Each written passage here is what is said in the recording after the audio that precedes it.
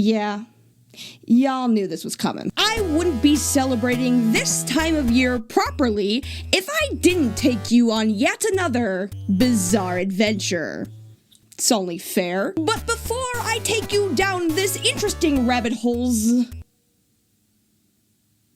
we need to get some disclaimers out of the way. Today's presentation, although presented for educational, critical analysis, and commentary purposes, contains subject matter, some of which may find disturbing. Topics included in this presentation: grooming, child exploitation, and violent threats of murder and bodily disposal.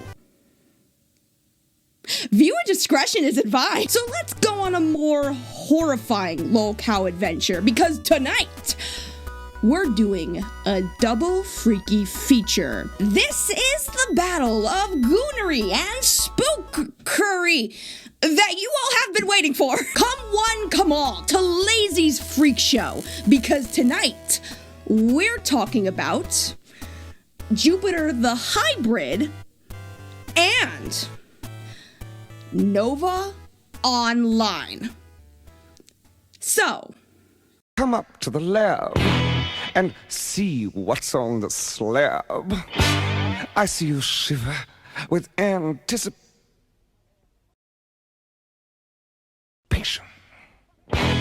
wait, why did I kind of eat with this? Hold up. The only thing I don't like is my titties just kind of being here. But yeah, honestly, it's cunty, you know?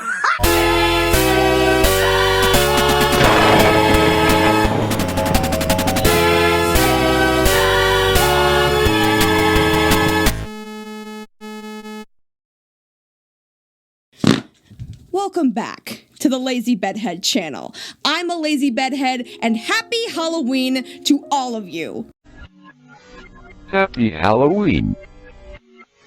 It's not Halloween. Shut the fuck up. I mean, I don't know what you guys were expecting. It wouldn't be Lazy Halloween if I didn't dress up as something ridiculous. Previously on Well Groom's Ordinary Idleness. Wait, no, that's not right. We became the Bowser Buster and finished off the final boss to Super Mario 64. Since then, Earl has returned to the internet under a new alias, Gregory House Gaming. Subtle. Now, at first, the discovery of this account left me a little puzzled as to how people could assume that this was Bowser right off the bat. I mean, nothing about it seems particularly Earl-esque. Oh, that's a lot of anime girls. Now, these anime characters are of questionable ages, so I'm not gonna say outright they're lolicon images because I don't know, and I don't want to do the research. But, like, being into anime girls in swimsuits and shit, like, that could literally be anyone. I mean, let's be so fucking for real. The anime community, especially on the internet, has been, like, doing this collective grooming of each other, and I don't know why. The anime community is massive, and there is a shit ton of anime gooners that I still wasn't convinced. Until Earl came out of the woodwork because he couldn't help himself. Alas, despite the fun we had crushing turts all day, our princess was in yet another castle. With a werewolf vampire, apparently. Also, shout out to Too High for Stupid. Thanks, guys. I see you. There's a new White Bowser doc, too, by Lazy Bedhead I watched the other day. It was really good. I kind of want to watch it on stream. Like, there's some information about Earl that I don't know if I'd just forgotten, but it was pretty fucking interesting, man. It was pretty interesting. Okay, so the cows are out, and I am a cowgirl. And by cowgirl, I mean half person, half cow. Yes, life is indeed a nightmare. But we got a lesson planned for today, and it's one that I have been highly anticipating talking about. You know, I always feel like episode 1 kind of stands out as something special, but kind of for the wrong reasons. And what I mean by this is, although I loved researching and talking about Andy Ditch, Andy himself is a pretty drastic choice for a pilot episode, I'm not gonna lie. Because he's not just a LOLCow, he actually goes beyond that.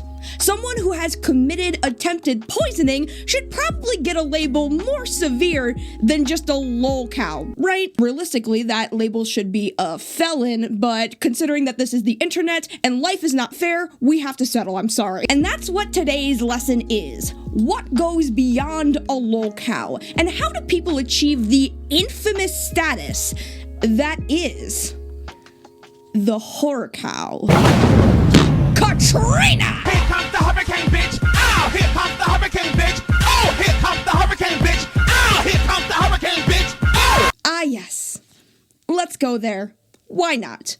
'Tis the season. So, we have gone over the characteristics and definition of a LOLCow in previous lessons, but what I haven't told you about is that this term, it's technically an umbrella term. What I mean by this is just the over-encompassing term that has all of these elements right underneath it. Think of it like this. If vegetable is the umbrella term, then what would be underneath are the different types of vegetables like carrots, broccoli, potatoes. Despite all of these things being their own defined terms, they all have the commonality of the umbrella term. Yes, a potato and a carrot are their own defined terms and are extremely different foods, but they are both categorized as vegetables. It's kind of like how people say that transgender is an umbrella term and underneath that is like AFAB, AMAB, non-binary, genderqueer, like umbrella terms are a category and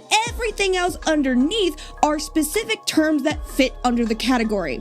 Got it? Cool. So, if we were to say that LOLCow is a category, then what would be its specificities? Well, it would be any of these other terms that sort of act as levels to the severity of how bad a LOLCow is. Like, aside from existing under this umbrella term, these specifications also act as a ranking system of sorts, in which HorrorCow is usually ranked as the worst of the worst. So, what are HorrorCows? HorrorCows are a different breed of LOLCow. They are classified as LOLCows that has reached a level of degeneracy that defines their entire character online. This LOLCow type is known for committing certain activities that are either completely illegal or extremely immoral. Usually these are people whose actions have hurt others in a severe way, or whose morality is just fucked beyond repair. Most of the time, those who achieve the label of HorrorCow are either pedophiles, zoophiles, necrophiles, coprophiles, sexual predators, violent abusers and offenders, and serial killers. Yeah, we have a couple of those too. And technically speaking, on this channel, we have already discussed 3 people that would be classified as a HorrorCow. We talked about Chris Chan's incest arc that upgraded their rank to HorrorCow. Andrew Blaze, or Randy Stare, has been discussed on this channel. He's the Danny Phantom fan who committed a mass casualty event for the sake of ascending into Amber's Ghost Squad or something. There's also Andrew Ditch, who is a coprophile and tried to poison his family. Like, you know, it's crazy, right? Because this series started off with a HorrorCow, yet we haven't even talked about what that is as a concept until right now. And yeah, I guess if you want to, then Earl Doobie kind of counts as a HorrorCow. I mean, he self-admittedly is guilty of sexual assault, so like, I guess that's 4. God, I really need to talk about like some normal ass dude at some point because I'm so exhausted. The important thing to note here about the term HorrorCow is that HorrorCows don't come with their own separate set of characteristics. They still have the same identifying factors of a LOLCow. They still seek attention, they still overshare, lack any sense of self-awareness, are very eccentric and unusual, and are extremely controversial. The thing that differentiates this extreme label from the average LOLCow is usually the extremely illegal or degenerate activity based on what online society has deemed their actions as degenerate to the extreme degree. But as of recently, I have seen the term HorrorCow get thrown around a lot, and I suppose part of this is because a lot of the newer age LOLCows that we've been getting recently, they've been fucking horrible. But also, a lot of old school LOLCows have evolved over time to become a horror cow. And that's what's the most like terrifying thing about all of this, is that you don't just like start off as a horror cow like right off the bat. That is on the rare occasion. Most of the time, you have to earn that shit. Chris Chan, who is once again used as an example for these lessons, was always considered your average LOLCow up until they had sex with their mom. And I would say direct incest is pretty morally fucked up. But this really begs the question, why are so many horror cows just popping up? And that's the thing. I personally believe that the term horror cow is overused.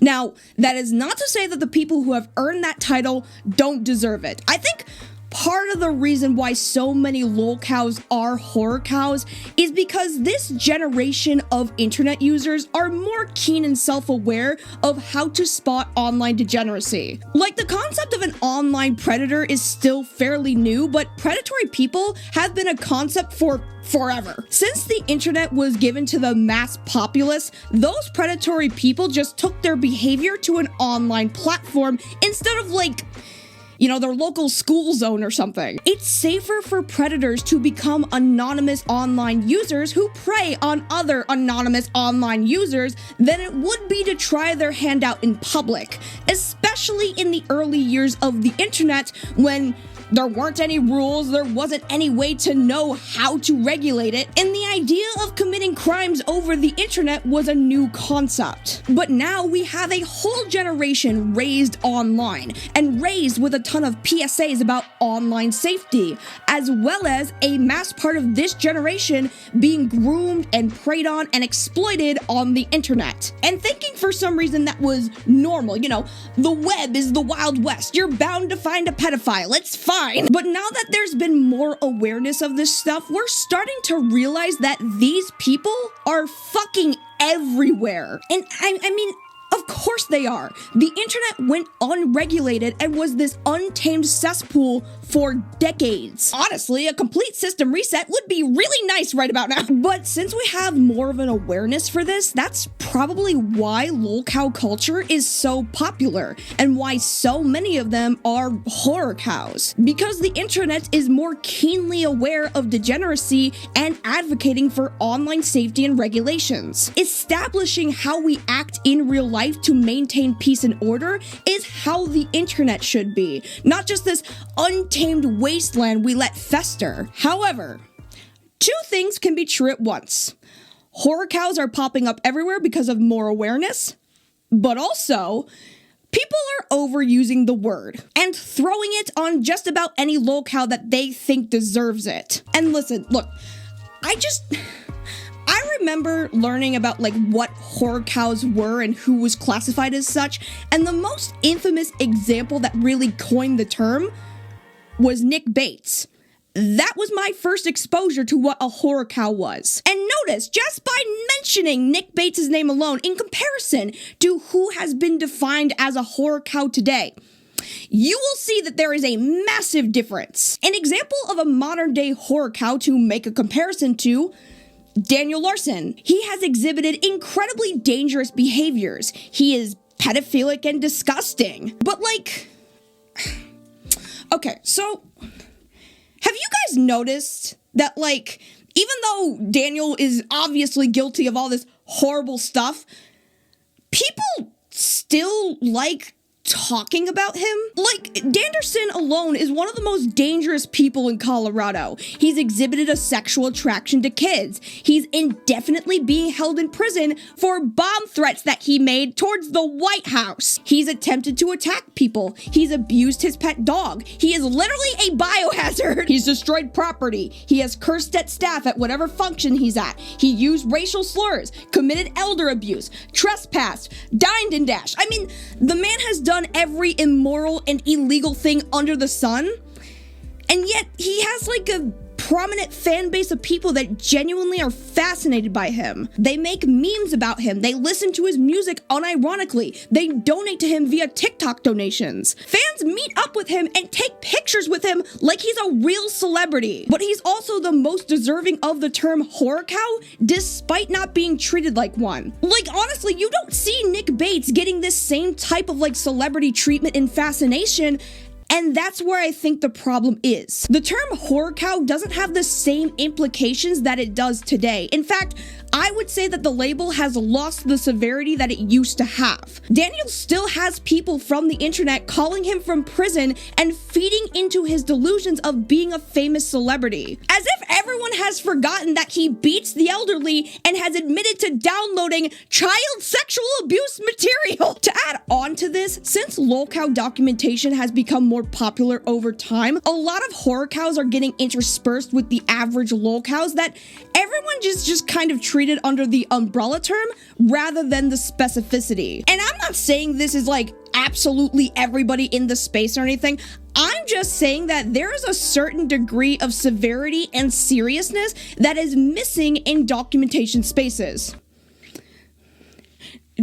Don't look at me right now. That your average online predator is being treated as a meme figure to make jokes of and mock, rather than having them be removed from their online spaces and investigated by the proper authorities. And look, maybe I might just be wrong about this, but I feel like a lot of the memedom that comes from turning notable creeps into like these internet laughing stocks, I think that just comes from the nature of like how Kiwi Farms functions, and something that Mr. Medicare said about Randy Stare. You know, there's always a risk, people assume, when you discuss things like this. When you talk about a spree killer or a serial killer, that you're glorifying what they did. That by talking about it, you'll inspire others to follow suit. That people want to follow in their footsteps.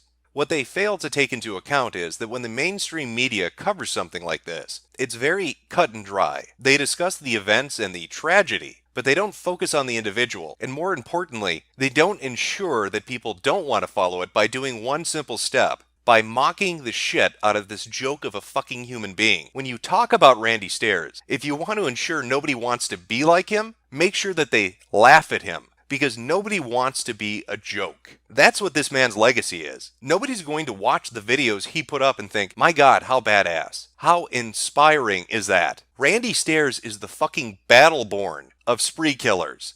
I feel no sympathy for him. I feel that there's a lot of validity to this, and I understand Mr. Medicare's perspective, and he does kind of raise a valid point. However, from a psychological standpoint, and as someone who is a huge advocate for mental health awareness and understanding the human mind, there's a lot of issues with this approach. For instance, dismissing the events and the thought process that led up to Randy's act of violence by turning him into a laughingstock brings dishonor to his victims by continuing this legacy about their killer as this meme on the internet. Also, I'd hate to say that the person who killed these people's friends and loved ones was just this big, huge joke. These people, right here, these people were killed by an internet meme.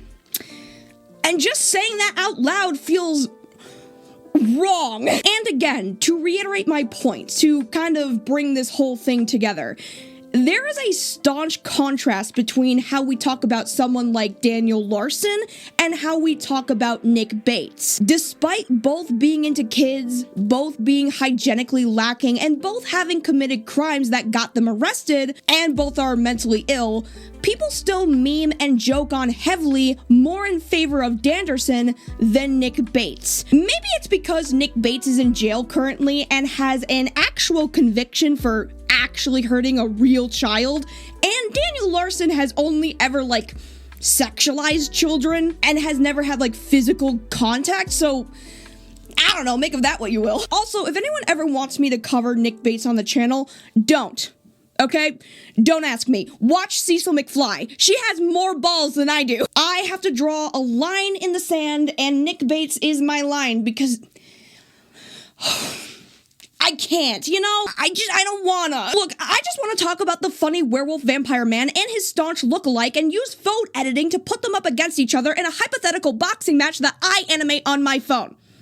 Can I do that? Please? Thank you. In this corner, weighing in at a whopping 298 pounds, built like a Discord mod, smells like a garbage disposal, and hair and grease covering every skinfold, meet Jupiter the Hybrid. I have a story to tell of myself being who I am. Corbin Pennell, also known as Jupiter the Hybrid, also known as Shadow Raven, the son of Lucifer, is a 25-year-old man from Melba, Idaho. Jupiter is the result of an incredibly abusive household that was thrown together by the foster care system. Jupiter was born Corbin Dean Patterson, and at 16 months old, he was separated from his birth family. I was born in Kuna, Idaho, and was raised until I was 16 months, and then taken from a family that I'll never get to know. After that, I was moved into a new home, a foster home. I was there until I was 5 and adopted into a family that loved me and cared for me. His parents, both suffering from drug addiction, made the environment unsafe for the infant Corbin. So, CPS stepped in and placed Corbin in an equally dangerous foster family with 9 other siblings. I'm from a family of 10. There are 9 others, plus me equals 10, so... Are you like the youngest or oldest? Youngest boy in the family. I'm the youngest male. My sister's the youngest. The ones that we know of publicly are his brothers Shane, Duke, and his sister Kia. The household of 4 brothers and 5 sisters was essentially a mix of kids from all different family backgrounds and experiences, dropped into the hands of a mother that showed obvious favoritism to Corbin. Corbin's sister has given us a lot of information about Corbin's childhood. From the ages of 4 to 9 years old, Shane Pennell would be sexually inappropriate with Corbin, as well as Kia from the ages of 3 to 8. Corbin and Kia were a year apart and were pretty close as siblings up until they became preteens. Kia recalls Corbin's attempts to kill her on 3 separate occasions. Decided to idle ourselves, like entertain ourselves while we're being idle. So we started singing songs that we liked, and Corbin didn't like that, so he told us to stop or he'd hurt us. And we didn't. We told Dad, because Dad had opened the door to grab something. We're like, Dad, he's threatening us again. He's like, oh, just ignore him. He doesn't mean anything by it. He doesn't understand what he's saying. He doesn't understand what he's doing. I'm like, no, Dad. He legit will hurt us. We decided to continue with what we were doing because, that's what our dad told us to do. And Corbin grabbed the seatbelt. I was in the front seat and he pulled it tight so I couldn't move it, strangling me basically. And so I took off my shoe and I hit him with it. And he then turned to CR and said that he was going to strangle her next. And I told him if he so much as laid a finger on her, my high heel shoe that I had in my hand was going to go into his skull. Oh my gosh. Was that the first time he ever tried to hurt you? No, that was the last. What was the first time? The first time he tried to end my life, because that was not the first time he tried to end my life. I think I was like 10, 11, maybe 12. He started ramming my head into the door frame of his bedroom. And then there was a couple of times in between that time and the last time that he attempted. This violent behavior, as well as his anger management, was always excused by his mother, blaming his diagnosed ADHD and autism spectrum disorder to avoid holding Corbin fully accountable for his actions, even in instances where he is exhibiting abuse replicated by his brother Shane by groping his own sisters. Due to this constant coddling and abuse, Corbin was essentially set up for social failure. What he's become today was the only route that he was given. He's repeated his violent behavior, his sexual behavior is out of control, and he never takes accountability or accepts the social consequences ever. However, okay, clearly you guys don't want me to be talking about this stuff, right? You guys want me to talk about the crazy shit, don't you? You don't care about the psychological dimensions or the sociological implications. Okay, fine. Whatever. So everything I just said about Corbin's backstory is missing a key element that reveals a dark truth residing within Corbin. Not the fact that he's an abuse survivor and suffers with neurological disorders. Oh, no.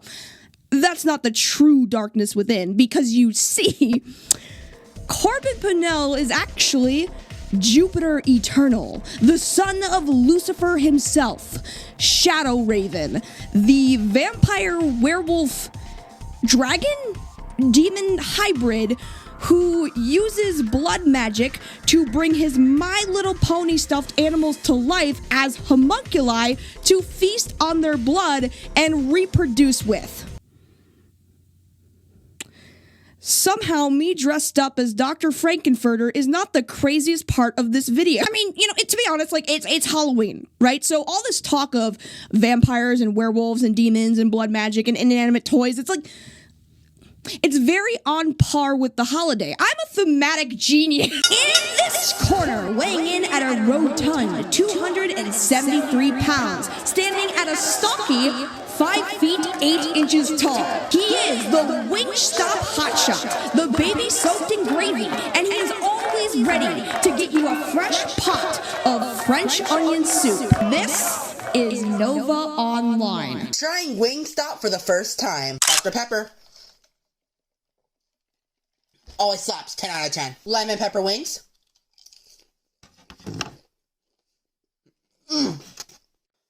Lemon pepper wings are absolutely stunning. They're amazing. 9 out of 10. Gabriel Scrivener Gage, better known as Nova Online, was born June 8th, 2004, and he also lives in Idaho with his uncle, Andrew Gage. Gabe's first big online features were during a TikTok trend, or meme, called Ohio the Anime. We would like to present the story for Ohio the Anime.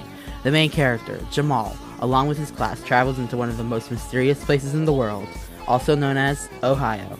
He has to face enemies like me, Nova, and the Ohio President and Ohio Queen. Follow for more updates on Ohio the Anime. Ohio the Anime is essentially a scam. It was pitched to be a real animated project by the kid who was on Drama Alert that one time and defended Logan Paul for filming a dead body in the Okigahara forest.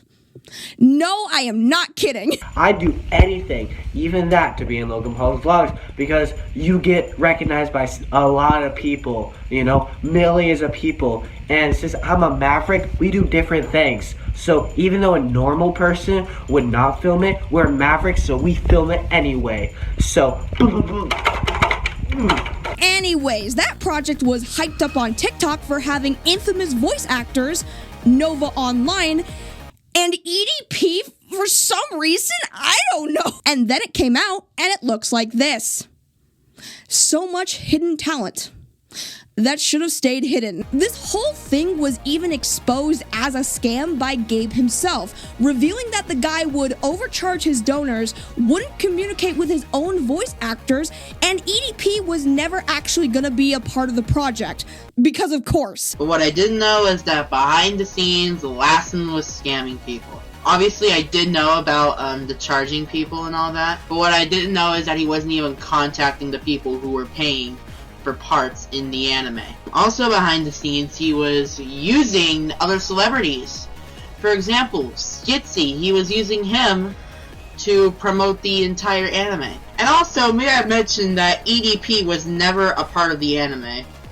Frickin' pedophile. But what really kickstarted the hyper-focus around Gabriel was his food review content. Gabe was inspired by food review content like Keith Lee to rank food available in his hometown, and the one review that jump-started his infamy was his Wingstop review. This review essentially became what Gabe calls the start to his online career, and he has made an assortment of content surrounding food, shotgunning sodas, and making mocktails. Aside from the food reviews, Nova is also prominent in the Chewverse, or the antics that go on with the TikTok LOLCow family, the Slydells. And if you have never heard of the Slydells, you might have heard of them through their more prominent online figure of the family, Tofiachu, or Tofia Slidell. Apparently, Gabe and Tofia have been beefing online with each other since 2022, and it's been mostly a one-sided fight on Gabe's end ever since. Not much is known about Gabe's personal life, aside from the fact that his father died when he was young,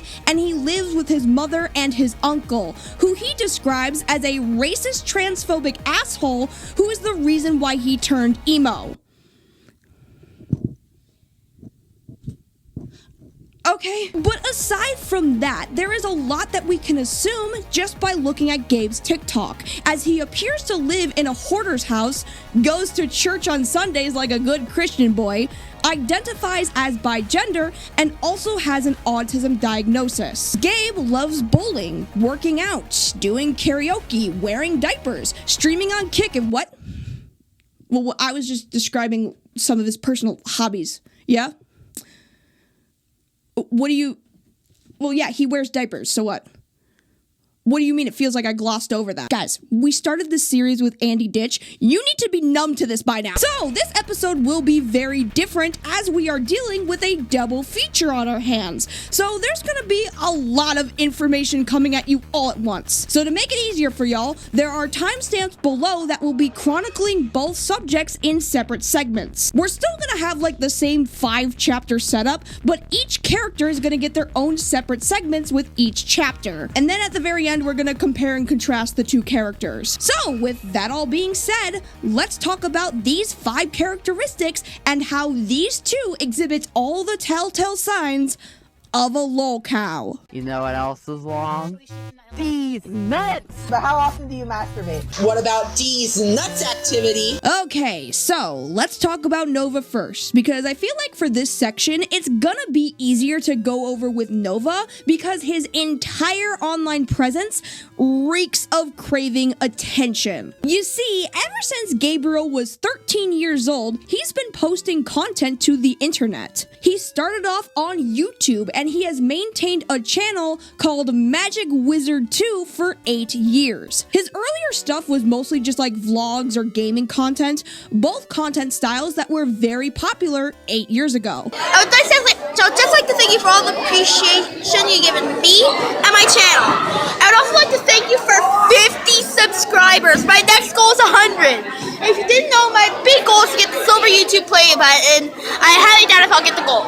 Okay guys, thank you guys for watching and peace. And this carries into his TikTok page, where throughout his catalog, Gabriel displays having not a single creative bone in his body, as he just kind of copies off of everyone else's content that got popular. I said this in the preamble to Nova that he most likely was inspired by massive food reviewer Keith Lee on TikTok to review local food joints and rank them out of 10. But the thing is, food reviews and food critics have been a thing since before the internet. They've just evolved into its own genre of online media with the ability to make video content. Copying off of a genre isn't really the same as like copying off of a person, because at that point, you're just becoming a dime a dozen of like food reviewers on the internet. Most of what Gabriel does on TikTok is following trends and contributing to popular internet challenges, memes, TikTok sound bites,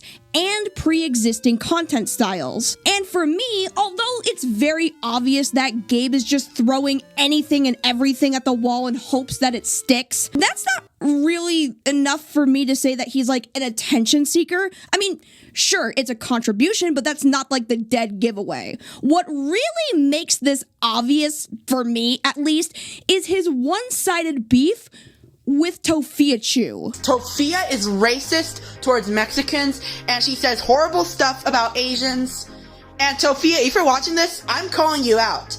This is not right. What you are doing is completely wrong, and everybody in this world should be equal. Tofia is significant to this because although the Wingstop review is like funny and pushed Gabe into the algorithm, what really got people into looking at him more was when he personally decided to pick a fight with the biggest LOLCow on TikTok. Tofia Chew is probably considered, if I'm not wrong, the first prominent LOLCow on TikTok, and what makes her story unique and kind of worthy of an episode just by itself is the fact that that her whole family is just as nutty as she is, if not more so. Tophia has always been a hot spot for drama and attention, and when Gabe saw that, he saw a golden opportunity. However, becoming anything like Tophia wasn't what he wanted. I mean, God forbid he becomes a LOLCow too, just like Tophia.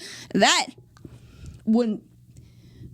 would be good. So instead, he does what any sane person would do and starts random internet beef with a complete stranger. And I need to emphasize this again, Gabe isn't doing this because he actually has like a bone to pick with Tophia. He's doing this because he wants the notoriety that comes from making response content on the internet. The Stitch format on TikTok has built so many people's careers online.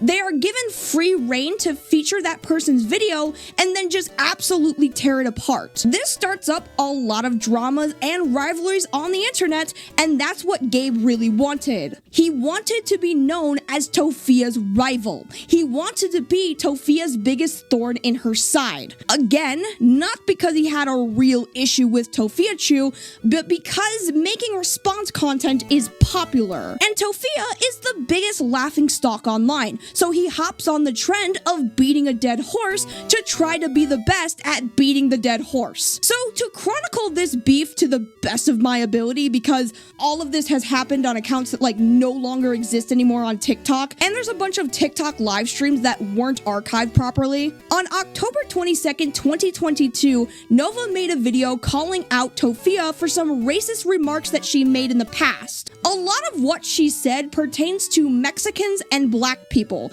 which is funny because Tophia is both of those ethnicities. Would that be racism or would that be like a personal self-hatred? Tophia is a pedophile, obese. Mom! Yeah, they shouldn't. Internalized racism, that's what it's called. The call-out video starts with Gabe claiming to be a fan of Tophia's content, which again, I don't believe is true. It's just a way for Gabe to like attempt to hop on the hate train to get popular. I don't think there was at any point at any time where Gabe actually liked Tophia's content, and probably never even heard of Tophia until she was caught up in drama. This continues with Gabriel claiming to be better than Tophia in every way. He has a job, unlike Tophia. He has a real life outside of TikTok, unlike Tophia. He doesn't slander and defame people online, unlike Tophia. This all accumulates to this video being made where Gabe makes the Tophia Chew mocktail, in which he intentionally uses gross ingredients, calling Tophia a fat bitch with type 3 diabetes, which isn't a thing. And here's why I say that this beef was solely one-sided, because Tophia really only needed to respond once. And I hate to say it, but she kind of dragged his ass. Watch this. If we're gonna be real, if we're going to be honest, if we're going to be real, you are 19 following people 10 years younger than you were on TikTok. There's a whole video of you that's going viral on YouTube that someone sent me, right? You was on video call with a 14-year-old. You literally showed minors yourself wearing like a diaper. If we're going to be real, saying that that's your kink, that you enjoy wearing diapers. I mean, to each their own. You suck on a binky, you do age regression, which I get some people say that it's a trauma thing, but not for him. Comes on the internet, scams people by not completing cameos, and then complains when someone leaves a negative review. So, as you might have heard, this beef started way after Nova got exposed for some unsavory things that we're gonna get into later, but as a precursor, she mentions how Nova was caught following people 10 years younger than him as a near 20-year-old, following content creators as young as 12 to 16 years old, and also just liking weird videos of babies farting for some reason. Now, there could be an innocent explanation for all of that, but with the added context that we're gonna discuss later, it becomes a glaring red flag. But yeah, this was a weird back and forth where Gabriel would come at Tophia with a battering ram, and she would just call him a creep, and that whole tough guy persona immediately collapses. You have nothing else better to do than sitting your fat asses, hating on small TikTokers, just trying to be fun,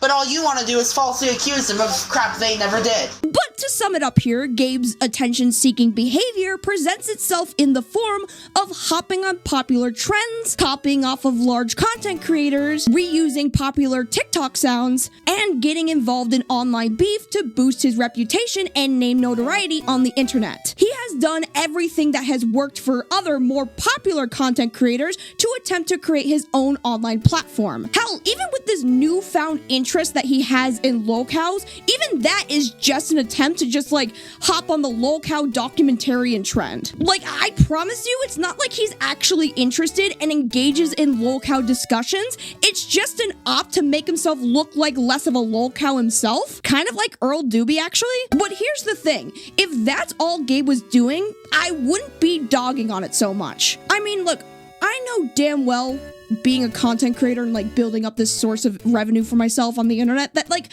I've done relatively the same things that Nova has done. I mean, I know that LOLCow commentary isn't an original idea of mine. Neither is like standing in front of a green screen or reviewing video games or talking about Five Nights at Freddy's. Hell, talking about Nova is a trend in and of itself. I understand that this channel has been inspired by other content creators to make it what it is today. The issue I have with Nova Online is the fact that he tries to play this off as like a noble path for societal change or something. I mean, during his beef with Tofia, what really sent him on a tirade against her in the first place was her racism, and he attempts to school her using the word of God to make himself look morally righteous in comparison, when, as Tofia explains, Gabriel is anything but godly. Like, I don't think Jesus would command his followers to scam people and say shit like this to a 14-year-old. But how often do you masturbate? And like, Nova presents himself as this anti-racist, anti-transphobic, godly advocate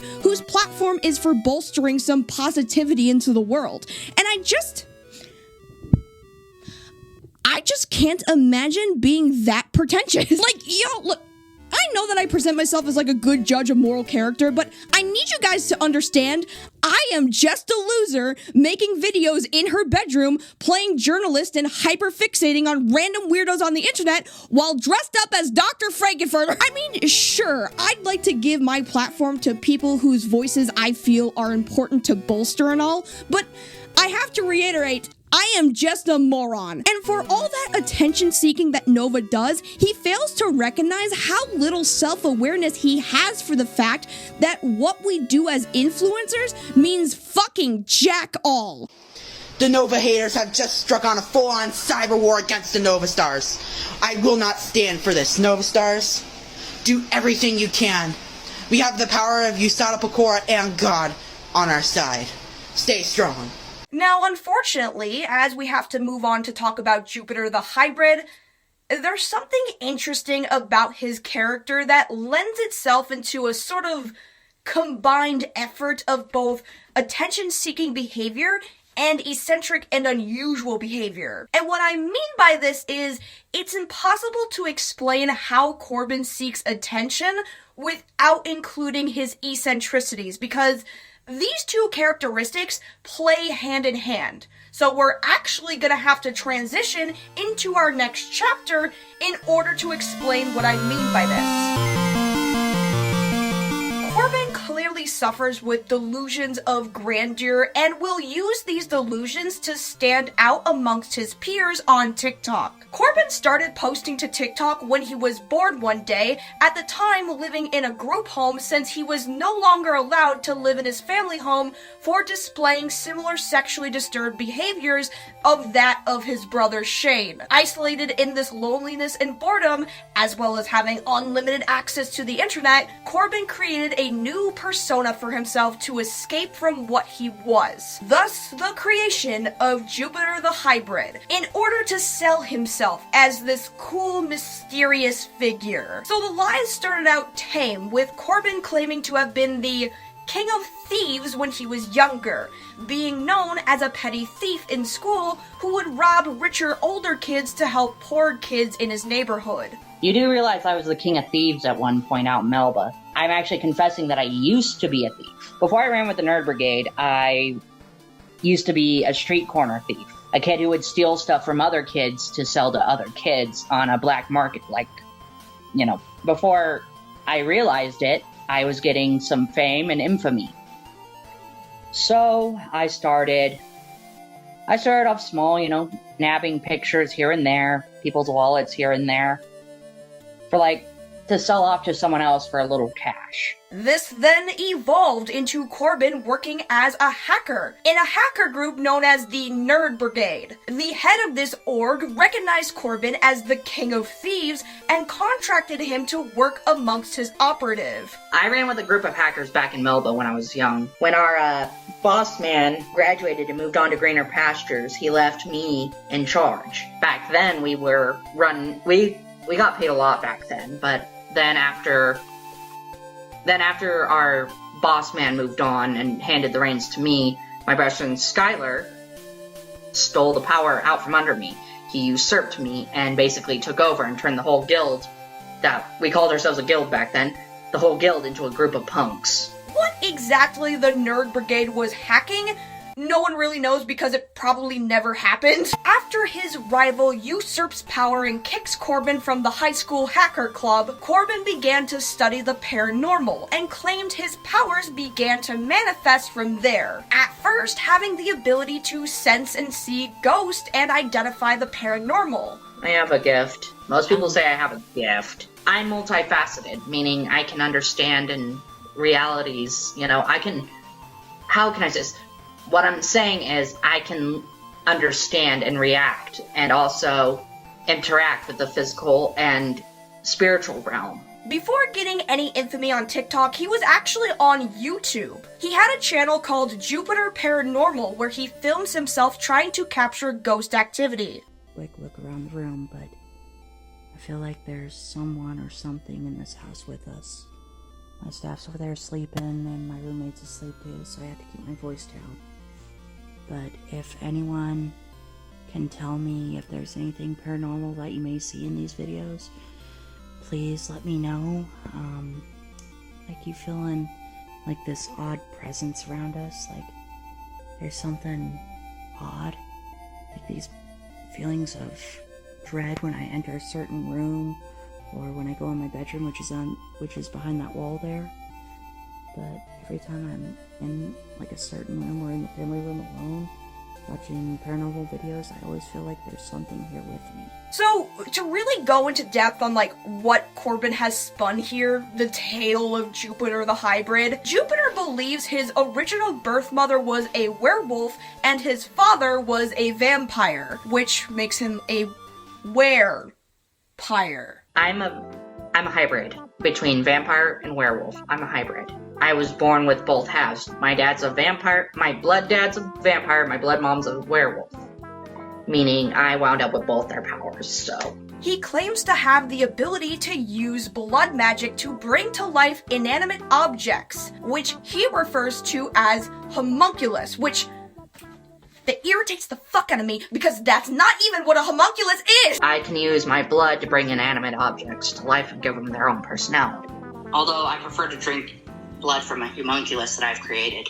This was one of the inanimate objects I brought to life. Her name's Shiratora. Although people call her Twilight, her name I gave her was Shiratora. These homunculi come in the form of My Little Pony stuffed animals, which Corbin uses for blood to feed his vampire half, or reproduction. I will now play you a clip of how he describes this process. Fair warning, it is disgusting.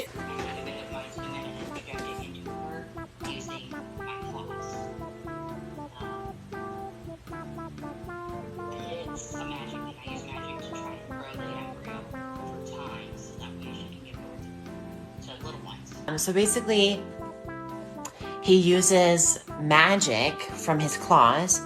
Basically, he puts his DNA from his claw into into her, and then he cares for the embryo inside of her. Corbin has also claimed that he has dragon DNA, either because he is the son of Satan or a conduit of Satan. Do you really care? It's just as insane.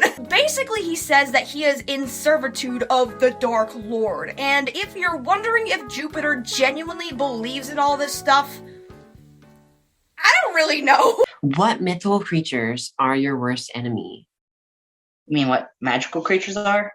Yeah. Mostly just unicorns. I can't deal with them. Unicorns are selfish and self-centered, just like dragons are. But dragons are more friendly towards mankind.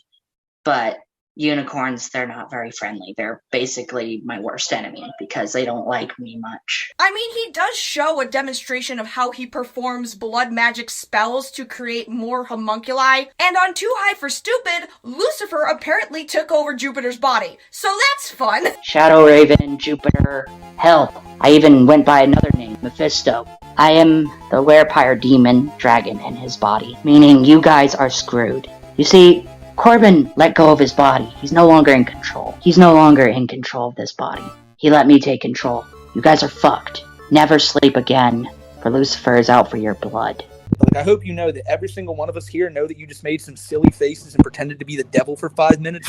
And that was the most corny shit I've ever seen. I think you guys see what I'm talking about, right? Corbin's eccentric and unusual behavior relates to his delusions of grandeur that he then shares to the mass internet for attention. His attention-seeking behavior is heavily linked in with his unusual belief that he is a vampire werewolf dragonborn hybrid. So these characteristics work tangibly together to create the ultimate goal for Corbin. Corbin wants people to give him an inch. He wants to be perceived as the cool guy, and he does this by lying constantly. And you'll see that he does this all the time, including when he's being buddy trolled into a corner and Duff says too much. So he then backtracks instead of being honest. And to be honest, my sisters and I studied ninjutsu growing up. Me and my sibs, we all studied ninjutsu. How come every time I ask you about like my desires, you bring up your sisters? Oh, no, it's sorry, I have that bad habit of not, like, how can I say this? I have a short attention span. So, sorry. Because if anyone were to realize who the true Jupiter the Hybrid is, they'd realize that Jupiter the Hybrid, or Corbin Pinnell, is just a pathetic nobody. Speaking of pathetic nobody... Don't be surprised if I fall asleep on call again. I won't be surprised. So, remember that thing that Tofia was talking about in regards to Nova age regressing and wearing diapers?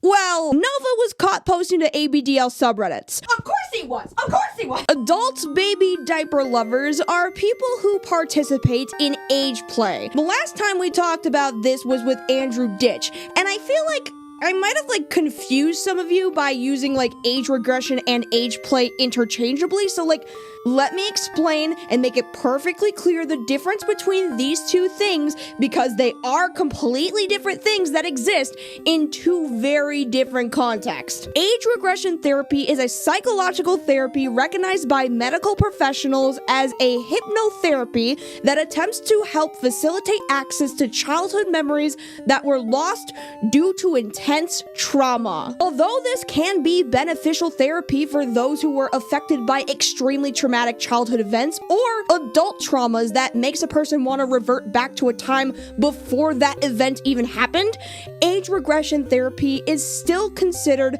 very controversial. There's a couple reasons for this, one being that it's linked in with the ABDL community, which was never the original intent. Some people just kind of perceive it that way. But the other controversial thing about it is outside from its perception, a lot of the way that we use age regression therapy is to unlock childhood memories. The accuracy of which this is achieved is heavily debated because a lot of false memories could cloud the attempt to access the real ones. This leads to something called false memory syndrome, where memories are formed of events that just never happens. This can lead to a confirmation bias from the therapist conducting the session. Should that therapist believe that their patient really is suffering memory loss from a traumatic experience that may or may never have actually happened. What also should be noted as well is dressing up like an infant is not linked to age regression at all. Wearing diapers and having another person engage in your adult baby persona is not age regression. That is age play. Age play isn't always meant to be like a kinky thing, but kind of like the furry community, it does have like a kink side to it. Age play is a form of role play to which an adult will pretend to be an age that they are not. Usually it's just harmless behavior done with consenting adults in private. And like, that's totally fine if you want to do that, and in some way, if this is therapeutic for some of you, then that's also totally fine to treat it like a coping mechanism, but it has to be reiterated that this is not age regression. Age regression is a hypnotic therapy, and it's not like a role-playing thing. So when people say that Nova or Gabe age regresses, that could be true. However, the sucking on pacifiers, wearing diapers, wearing adult rompers and onesies, all of that is age play. What should be determined from here is whether or not this is innocent roleplay or a kink. And given Nova's online history, I think it's pretty obvious that this is a fetish. This isn't like Andy Ditch where it can sort of be debatable. No. This is confirmed that Gabriel is an adult baby diaper lover. Here he is on his main Twitter account responding to a Hypnodom Twitter page, responding to her poll and a follow-up tweet saying, quote, "Are you being a good boy for me?" Of course! Gabriel's Discord account also was a member of an age play Discord server, where he was interacting with an age play dominant Discord bot. You look so cute in your passy gag, locking mittens, and thick bulky padding. Here's 419 for looking like such a cute little snack. So I've never seen a pacifier be referred to as a passy gag. But now that I have, I personally believe if World War III happens tomorrow and nuclear war destroys this planet, I think we all deserve it. Because how did we let this happen? In the same Discord server, Gabriel was posting pictures of himself in a diaper, hoping to have a wet night tonight, with a smiley face surrounded by heart emojis. I can't keep fucking doing this. I can't keep fucking doing this anymore. Gabriel's X Hamster account was uncovered, which, if you didn't know, X Hamster is a porn site where you can list your interest into like what porn or kinks you have. And of course, to the shock of no one, it was uncovered that his interests were listed as diapers, adult diaper, foot smelling, farting, breastfeeding, food stuffing, and age play. Lovely. Now, you guys know my philosophy on this sort of stuff, right? If it doesn't personally hurt me or affect my life in a negative way or brings harm to other people, I mind my business. I don't try to police anyone or what they do in their private life. I just let people do their fucking thing. I mean, I'm dressed like this and making fucking stupid videos talking about adult babies on the internet. Do you think that I give a fuck about what you do in private? Come on, I'm like the last person who should have any say in what people do in private when I do this in public. Like, do whatever you want so long as it doesn't hurt anyone or isn't illegal. However, you know, maybe I'm just not subscribed to this kind of thing. Like, clearly I don't have this kink because I don't fucking get it.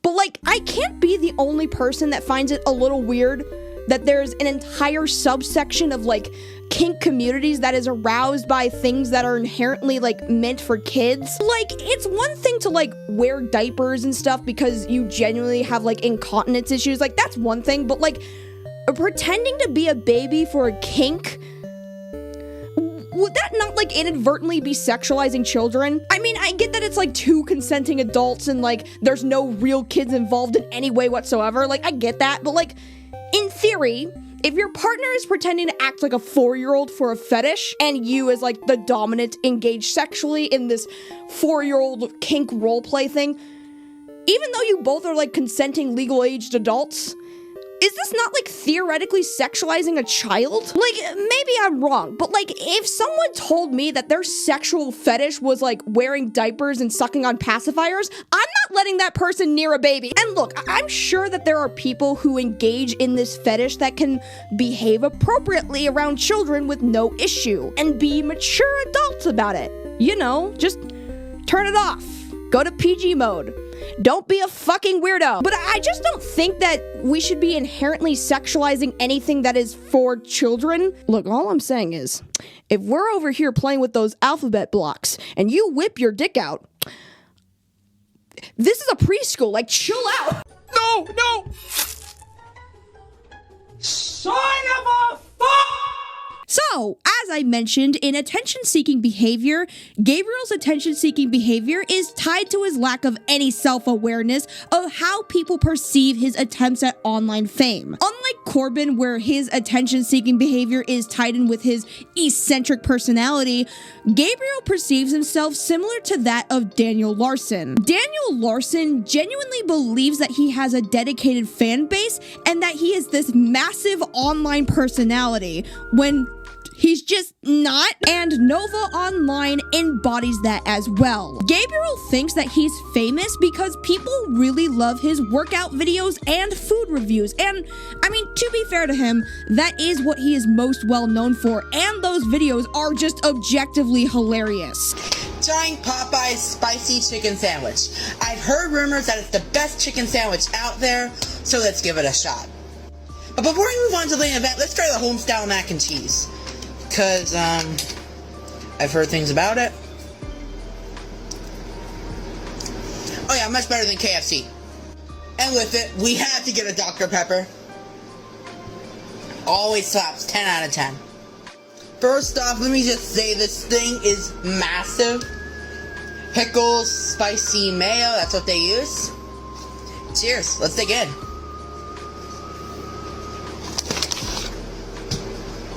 Bro, like, what they put in this thing that makes it so good. This is better than Jack in the Box. Better than any chicken sandwich I've ever had. 12 out of 10. That one's out. Use code WIZARD for 2 times already. But again, it's just that.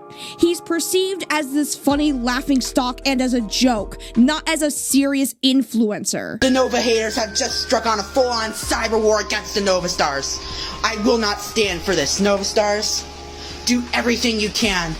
We have the power of USADA Pecora and God on our side. And you can tell that the lack of self-awareness is prominent with Gabe because of another one-sided beef that he had with Too High for Stupid. We've talked about Too High for Stupid before. Shout out to them again, hi. And for whatever fucking reason, Nova has now decided to beef with them. Very similar to Earl Doobie, Gabriel was actually a fan of Too High for Stupid. And what's weird is that he still kind of is. So if y'all have ever been a part of the live chat on YouTube when Too High for Stupid is live, Nova is in there. Like, he's in the chat in every episode that mentions him in the title of the live stream. He's in there either engaging with the chat or he's on his own live stream watching Too High for Stupid while it's live. Kind of creating like this stream sniping playback loop. And I feel like if there's a show out there that exists where the host calls you a pudgy pedophile and a loser every time you're brought up, I would probably stop watching. Still a big fan of the show. And yeah, I think maybe one day we'll have him back on, but not right now. Yeah, when him and Tofiachu decide. Oh shit! Inception. You know he's still coming around here. Hey What's Nova, up, you're dude? Nova, you're a pudgy pedophile. Yeah, I think Nova, pudgy pedophile. not right now. Yeah, when him and Tofiachu decide. Hi, Kiwi. Yo. Wait. He's still coming around here. Still, Hey what's Nova, up, dude? Nova, you're a pudgy pedophile. Yeah, I think Nova. Like, Like, usually whenever there's like this big expose piece done on another content creator, the content creator will discourage people from watching it because, I don't know, oh, it's full of lies and slander and all these people are biased assholes against me, whatever, some excuse. But for Gabriel, watching Too High for Stupid on his own live stream redirects his audience to watch these hit pieces on him. And it's like, dude, Nova, read the fucking room. Dear God, these people clearly don't fucking like you. I'm declaring war on you, bitch. I'm a Mandalorian. I may not show it, but in spirit I am. This is the way that I always do things. I would like to begin this section analyzing Corbin's lack of self-awareness by introducing you to this character. Linda? Yes? Will you become my queen? Will you become my mate for life? Oh my gosh, I would love to. I'm literally on all fours right now. This is Linda Binda.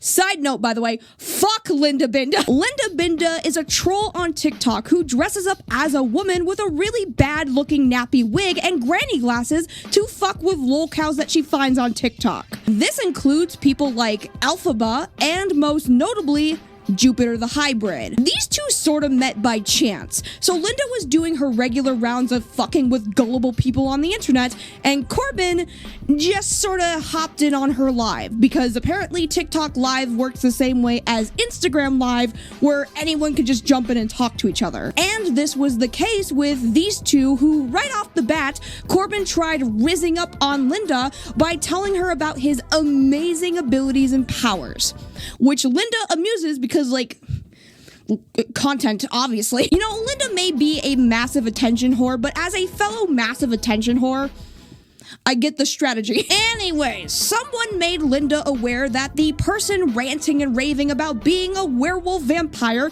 was actually a pedophile. Because of course. And this has created an odd Batman-Joker dynamic between the two ever since. I guess it'd be more accurate to say that their relationship is akin to Cyrax and Music Biz Marty. Except Music Biz Marty doesn't want to fuck Cyrax. At least I don't think he does. But Linda makes it a part of her trolling to constantly gas up Corbin's ego and tries to act like one of his many girlfriends. I want to show you something real quick. Okay. What would you rate it out of 10? Because if you think Corbin was gonna stay loyal to this bitch, oh, brother, that pedophilia runs too deep. He has to cheat. Primarily with children. Linda is the highlight of Corbin's lack of any self-awareness. Even when this girl interviews Corbin's own sister and makes all of Corbin's childhood antics and behavior a public matter, he still sticks by her side, despite how very clearly this person is trying to fuck Corbin over. You got some nerve. What do you mean? Leave my sister alone. When you interviewed my sister a second time, did you ever stop to think about your actions and how they affect me? Well, that video was recorded a few months ago when I was still under the control of the vampire squad. Yeah, but why were you trying to make me look bad? I don't know. That video was filmed while I was still under their control. Yet every time he gets upset and blocks Linda and scolds her for exposing him on the internet, Linda always makes up a lie that, for whatever reason, Corbin falls for and takes her back. Now, I don't know if he's just like entertaining Linda for fun at this point, or if he genuinely has the brain capacity of a fucking zygote. Regardless, this is still hilarious each and every time. And it's like, you kind of want to feel bad for him, but considering how often he just kind of falls for her charm, I just don't. Like, he tries to bitch and moan that Linda keeps stabbing him in the back when it's like, dude, you're the one who keeps inviting her back into your life when you know that she clearly doesn't actually give a fuck about you. This is just kind of on you at this point. Corbin got mad at Linda and blocked her for posting private calls between them on TikTok, to which Linda lied to Corbin by telling him that Anonymous was threatening her to betray Corbin or else they wouldn't release her stuffed animal toy, Barry the Bee, from captivity. So, you want to know how I got back into his good graces? I had to put myself in Jupiter's shoes. If I was Jupiter, what would I want Linda's response to be? And what I said is Anonymous told me that if I didn't, they would hurt me. I am so good at this. Anonymous threatened me and said that if I didn't practice my monologue to TikTok, that they would do something bad. They would kidnap Barry the Bee. And you know how I feel about kidnapping Barry the Bee. Yes, Corbin believed this. Yes, it is as stupid as it sounds. So this is my message to Anonymous. I want you to stop threatening people to get your way, my friend. I don't care what you think of me, but leave the people I care about alone. There was another time that Corbin blocked Linda for talking to his sister, to which Linda makes up some lie saying that she didn't believe in anything that the sister told her, despite constantly interrogating Corbin with claims that the sister made against him that she already said she didn't think were true. People are saying that I hurt my sister on purpose. All because of you. Well, is that true or false? It's false information. One time, and this is the silliest fucking thing, Corbin had blocked Linda and distanced himself again, and I believe this time it was for leaking private information about Corbin's brother Shane. So Linda gets back in Corbin's good graces by pretending that she was kidnapped by Anonymous. I was led to believe that you were evil by the same people. You know, because Anonymous got into me and told me that you were at the head of Anonymous and trying to take me out. They were doing a double take. They were trying to pit us against each other. Which was a dumb move on their half. I know, because they know that our love and friendship will never fall apart. Exactly, but to be honest, I had no idea that they were doing it. They were doing this right under my nose. I had no idea. Gonna be totally honest with you. I know. Isn't it so scary that was happening? Yeah, well, it happens. Shit happens all the time. Yeah, and the fact that you didn't believe me, you thought that I would do that to you. But how did you manage to get out when they captured you? How did you manage to get out of it? Well, I actually, I told you the room was dark, right? Mm-hmm. There was actually a secret trapdoor in the floor underneath the carpet that I pulled up. And I found a trapdoor and it led me straight out. Hidden tunnel. Yes, a hidden tunnel was there. Smart. So you managed to steal a phone off one of your captors. I did. Oh my God. They're just so dumb. They're just so stupid. And each and every time, Corbin believes her.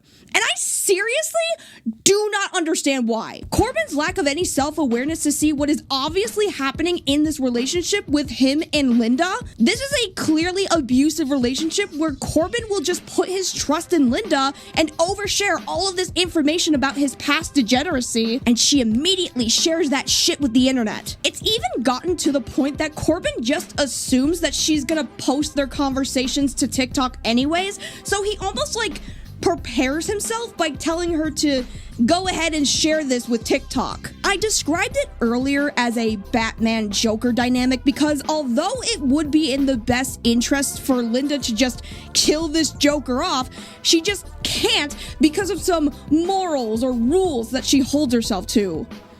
Those morals being, beat this dead horse as much as possible and get tons of views and money. These two are well known because of the exposure brought upon by each other.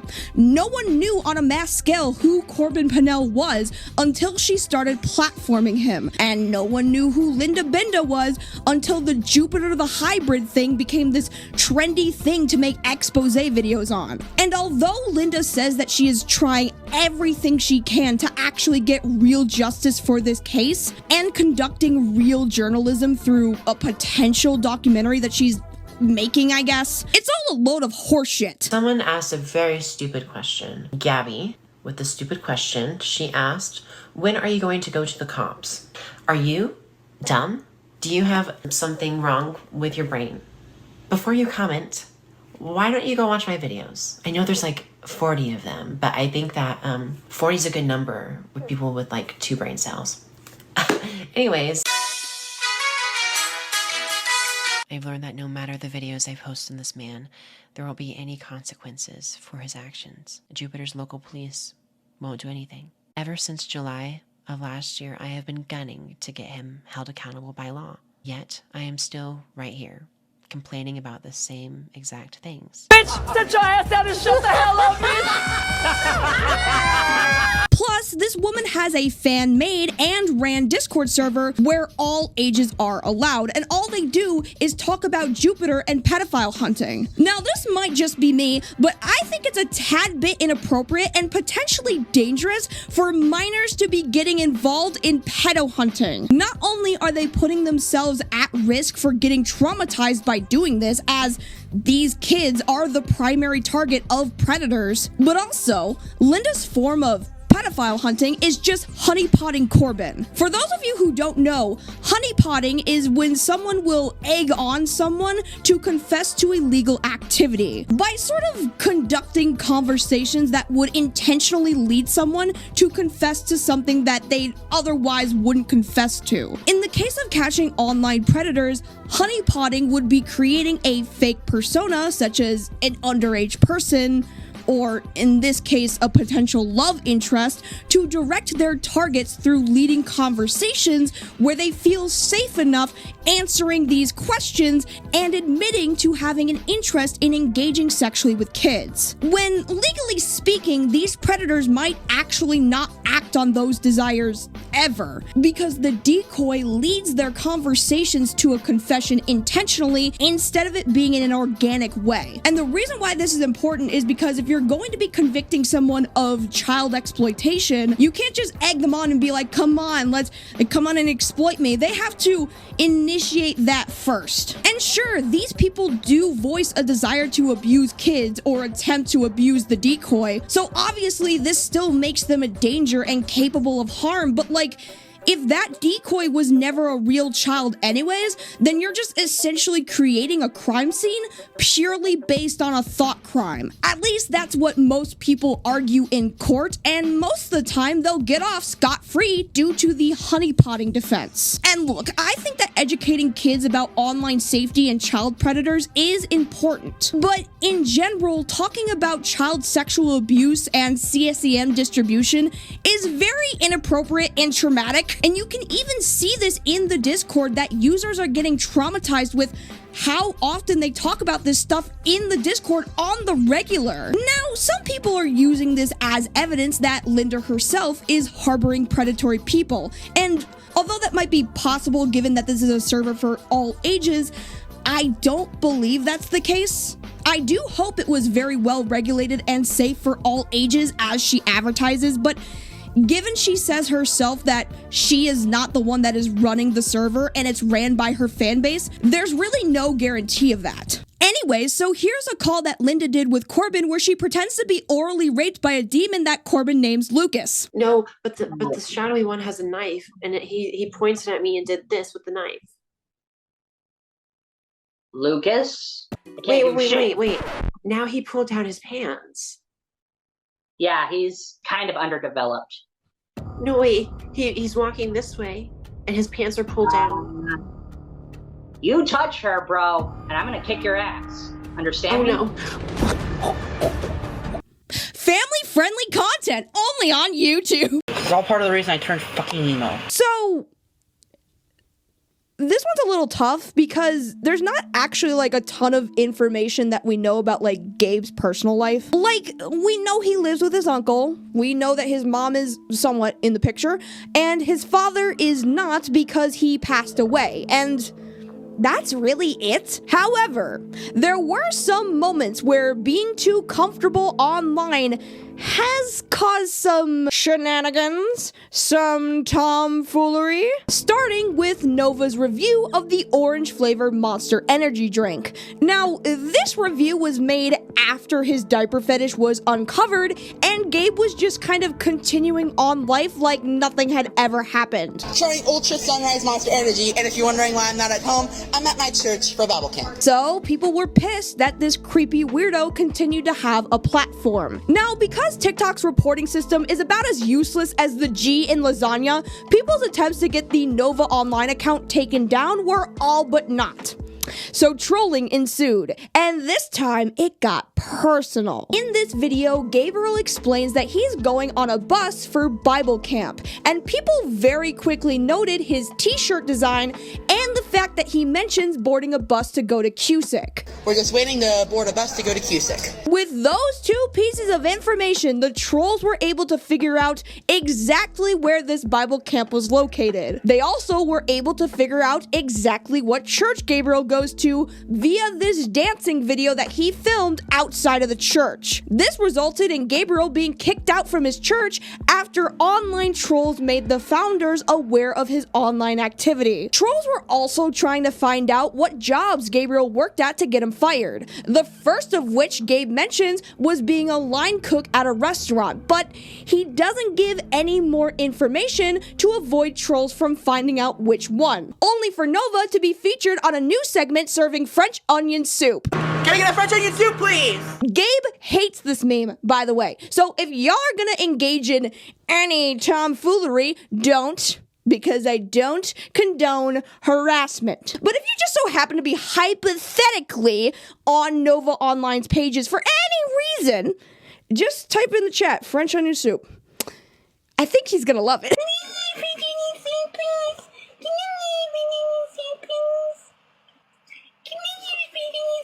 No, you can't get a fucking French onion soup. Anyway, so after getting fired from his cook job for accidentally spilling a supply of ranch, no, I'm not even kidding, that's what got him fired, he got a new job at a Subway. People quickly found out where that was and got him fired from there as well. Gabriel on live streams would get into heated arguments with his uncle and his mother. Fucking asshole! Fuck, fuck, fuck, fuck, fuck! God damn it! Motherfucker! Cocksucker! I'm fucking sick of my fucking uncle! I misheard what my fucking uncle said, and then he went on for a full-on fucking rant! I'm fucking done! Okay, you little cunt! Yes, I said that! Motherfucker! I'm so motherfucking mad!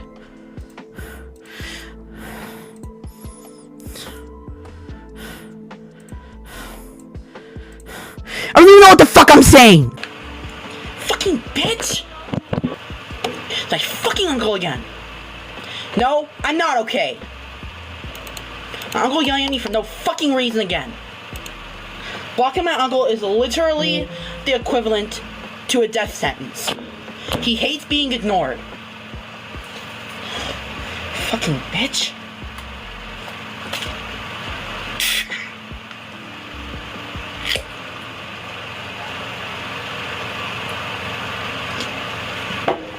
I'm sorry that my uncle just fucking yelled at me for no fucking reason. This is all part of the reason I turned fucking emo. Normally with these, I cool down real quick and it's over. I don't give a fuck anymore. It's my fucking uncle! That's all you need to fucking know. There. You happy now? And yeah, I would say that sharing his baby fetish publicly on Reddit is also a bit TMI. But here's the thing. I think Gabe shares so much of his personal life, yet so little at the same time.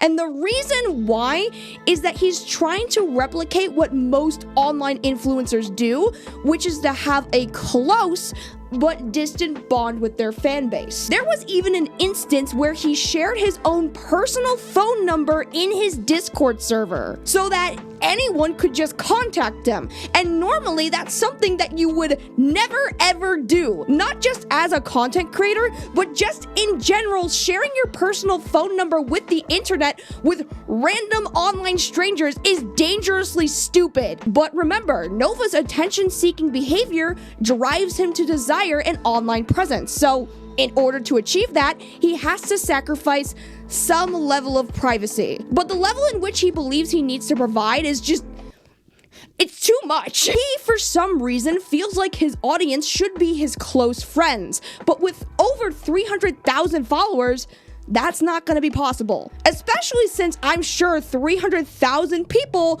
would not want to be friends with a child groomer. So you're saying you want some of this Linda Bendussi? Something like that, yeah. So,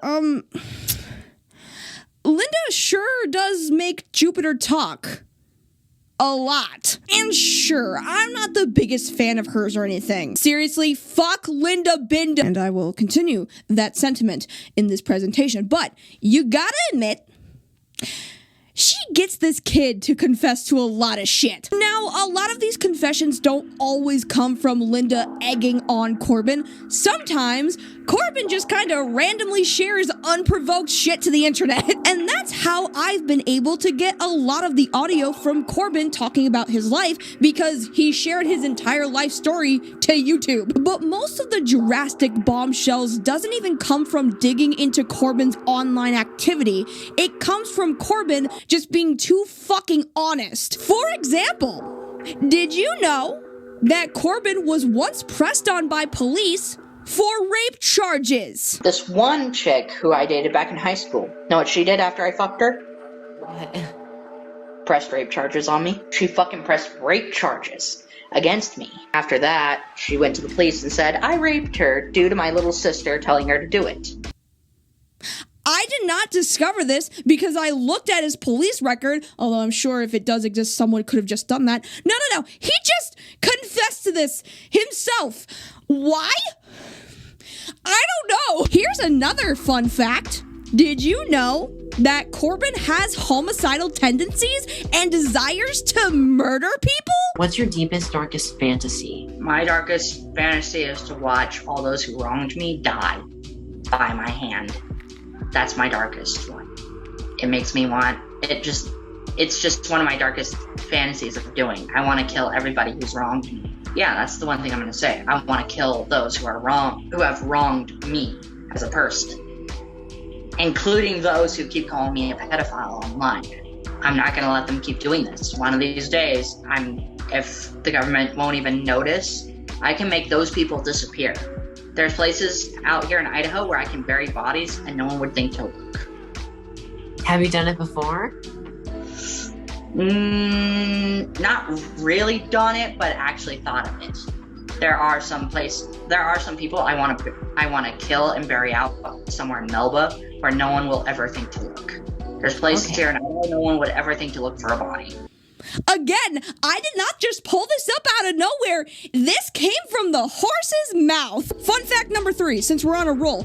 Did you know that Corbin has self-admitted to being a pedophile? It is with a humble heart that I, Jupiter, aka Corbin Pennell, was a pedophile. Pedophilia was never really what was supposed to be. And I apologize for those actions that I have taken. I did some questionable things and talked to some questionable people and wound up being considered a pedophile. Many of you see me as a pedophile. Hell, I guess all of you see me that way now. And that is the truth. I am one, or used to be one. I decided I would change my ways, and decided enough was enough and quit hiding from the fact of what I've done. Fun fact number 4. Did you know that Corbin has sent his own nude images to a minor? You sent somebody a naughty photo of yours. God damn it. I thought that girl wouldn't. She said it was Snapchat, right? No, it was on Kick. So, when you sent that girl, that photo of yours, did you check her age beforehand? She told me she was of age, but I'm not trusting her. I had no idea she was gonna do that. And this isn't because the minor came forward and released the conversation she had with Corbin. It was because, once again, Corbin admitted to it when talking to Kiwi Tapes and Smokey. One night, I was drunk and bored and had nothing to do. So I figured I'd go and talk to some people, make new friends, try to be friendly. Well, in my drunken haze, I kinda talked to some minors and sent only one photo. Of course, many of you have already seen that photo. I'm not gonna be bringing it up or showing it. But that photo got circulated to certain underage people, and people started raging and hating on me. The thing is that you sent inappropriate pictures to the minors. Yeah, it was one transgression. Wait, how young? You let it go. And you said your youngest was 13? Yeah, it was one mistake I made. So what? Get over it. Now, why is Corbin sharing all of this illegal activity? I mean, clearly he lacks the self-awareness to see that none of the shit makes him look any fucking better, and it makes him look like more of a degenerate and creep. But I think part of it has to do with this, like, redemption arc that he is so desperate to have. I know usually righting your wrongs means being truthfully honest about how much you fucked up, and admitting fault and taking responsibility for that is a step in the right direction to repairing the damage that you've inflicted. And you know, I gotta give it to Corbin, like, at least he's being honest. Honesty is the best policy, as they say. However, this honesty and apology tour doesn't mean jack shit when he does the same shit like a day later. For instance, in the same conversations that he's having with Smokey and Kiwi Tapes, he claims that he is sorry for talking to minors and has since then ceased all contact with children. And then during this very conversation, his Facebook page was uncovered and they found out that Corbin's relationship status was changed to reflect his new relationship that he was in with a 15-year-old girl from the United Kingdom. Who the fuck? Whoa. What is this? That's my girl. Who? What? What is this? Objection! Hold up. I think that there's still more. Let's just... Who is this is your girlfriend? She's born. Yes. So this is your girlfriend? Yes, in the UK. In the UK, she actually, in the UK, 16 is actually considered adulthood. Did you not know that? You just got exposed to 1,000 people that you're dating a 16-year-old. Which actually, let me check. How old would someone born on April 6, 2008 be? Yeah, no, she would be 15. She would not be 16. So she's not even an adult in the UK at this point. You're just lying. Didn't you just say last time that we talked that you knew it was wrong to date a 15-year-old? Didn't you just say that last time we spoke? You know, you've been in a relationship. They're 15, 16, and you've been married since yesterday. Old habits die hard, let me tell you. Go twinkle with that. How I wonder where you are. Up above the world so high, like a diamond in the sky. Twinkle, twinkle, will die. How I wonder what you are. You did so great. Aww. I love your singing voice.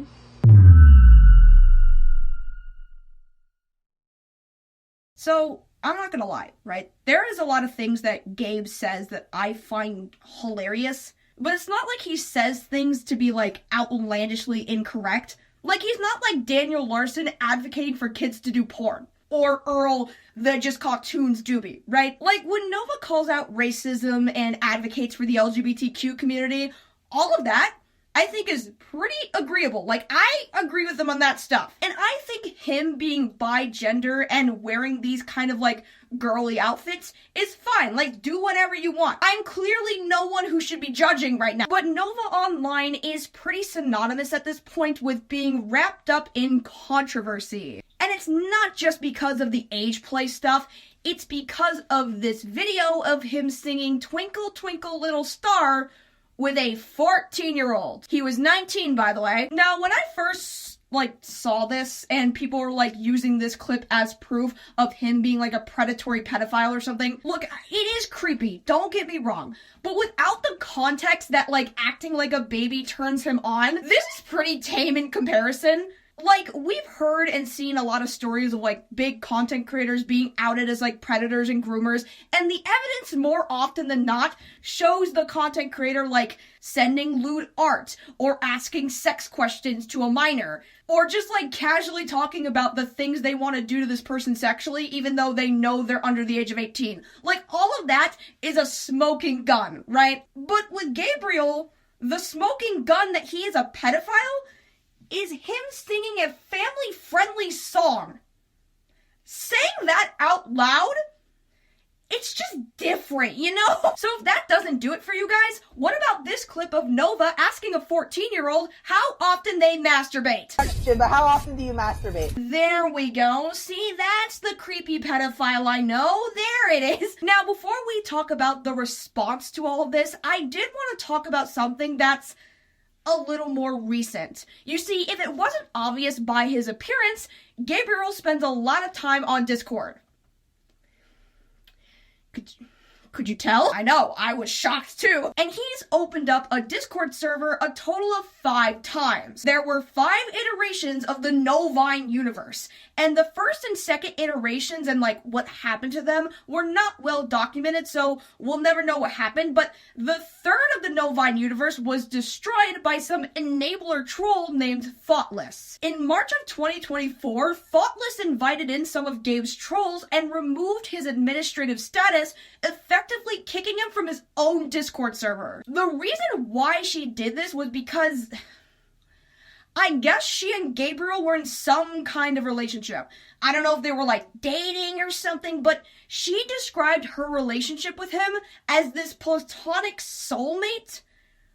Whatever the fuck that means. And she got mad because he was cheating on her, or something. So the 4th iteration was very short-lived, as it was immediately hacked by trolls, and this server apparently had a dedicated channel called the Shit Roll List. What this was exactly, I have no idea, but it sounds like it was a channel and a role, apparently, reserved for the trolls that fucked with Nova. Think Rebecca Starlight's ban list, but instead, Nova would also have a role in his server for anyone on his shit list. And I guess he wouldn't just, like, ban these people from the server, he would just give them a role as, like, a badge to point them out in the server?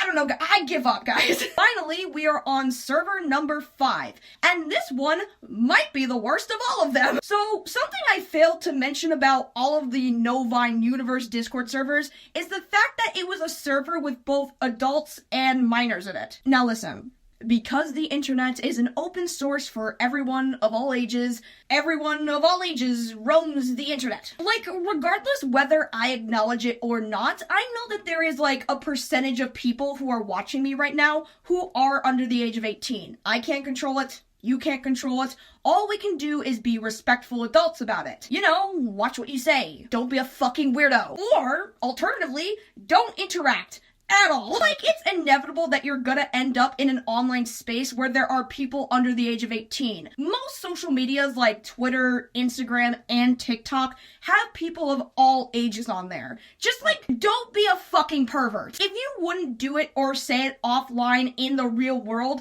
you shouldn't be doing it on the internet. It is really not that hard, guys. So how did this fare within the confines of Nova's server? Well, people were spamming the main general chat with excessive gore. God damn it, not again! Why does this always happen to me? Why? So this happened during a stream where Nova was live on Kick playing Hogwarts Legacy, and it took the mod team 15 minutes to resolve the issue. The users were begging Gabe to stop playing the game and do something, and it was excused by a moderator as being understaffed. The server was raided yet again, despite apparently having better security measures. Yeah, better security, my ass. And within the server, they found out that a bunch of buddy trolls, or people that orbit around Nova, were spamming not safe for work content in the voice channel chat with minors in it. Perfect! One of the most notable instances of inappropriate behavior was with a user named Discord Bunny, or Bun as we'll be calling her. Apparently,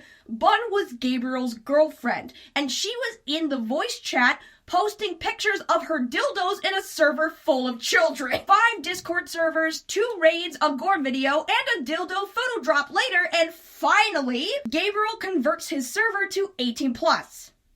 And then it gets deleted again. Now, of course, this is all pretty bad, and it's all the more reason to never start a Discord server. But then again, a lot of this is really just kind of guilt by association. Gabriel wasn't the one to post gore in the server. He's not the one who posted sex toys. This was at the hands of a bunch of morons that Nova could have never expected or handled properly. The guy is an idiot and should never run a Discord server ever again, as he has proven time and time again again to not be responsible to put a safe one together. However, again, the responsibility should rest on the ones who decided to act like a degenerate on the server. They're the ones that ruined it not just for Nova, but for everyone. But aside from the unfortunate lack of security and the depravity that Gabriel has garnered, there is one last thing we need to discuss. And it's something that I don't see people talk about, and it's something I want to issue a legal notice for before we get started. The following information presented in this segment are allegations that have not been tried in a court of law. Due to the lack of legal credibility, everything presented and discussed in this section are alleged.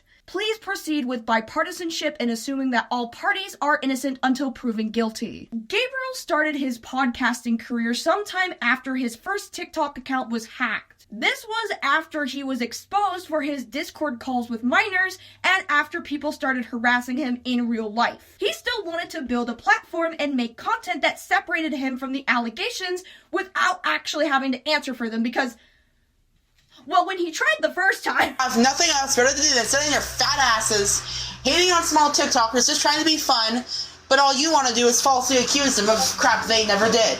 Y'all are being legitimate assholes. Have you ever seen an episode of Darman? You would know to not be an asshole to people you don't know nothing about. Don't judge people before you get to know them. Proof my ass, it's all photoshopped. It's been proven. You're in timeout for like 5 minutes. Then I'll turn back on speaking privileges. Maybe. Now you better effing behave. You guys need to get a job instead of wasting your fat asses on small TikTokers. Those are clearly effing photoshopped. And if I can, I'll get my effing lawyers into this. You guys have no effing father.